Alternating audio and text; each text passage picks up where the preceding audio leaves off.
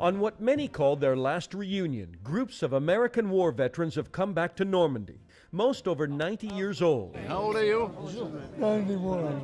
I got you beat. I'm 92. Honored as liberators, they say they're blessed to have survived their first visit 70 years ago. Keep up the good work. Thank you. 89-year-old Joe Sita says he came to relive his memories. But on his 8th time back, it's only gotten more difficult. I can't talk. He's honored for that bad stuff. The great convoys. June 6, 1944, Sita was part of the largest amphibious landing in military history. Americans, along with Canadians and the British, to free Europe from Nazi rule. He had a front row seat as he piloted a landing craft carrying U.S. soldiers to Omaha Beach and took back the wounded. All those people laying on the beach and tanks shot up. Yeah, common sense tell you, hey, wait a minute, something's wrong. This is what we were told. It was going to be a piece of cake. It wasn't. It's believed 2,500 Americans were killed on D-Day.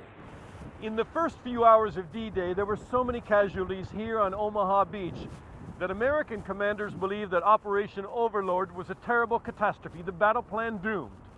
But slowly, U.S. soldiers, one by one and then in groups, broke away from frightened comrades and scaled the cliffs to take out German gunners. And that cleared the way for thousands more to come to shore. A lot of Germans were retreating. On this 70th anniversary commemoration, paratrooper Bill Colwell helped lead veterans down memory lane.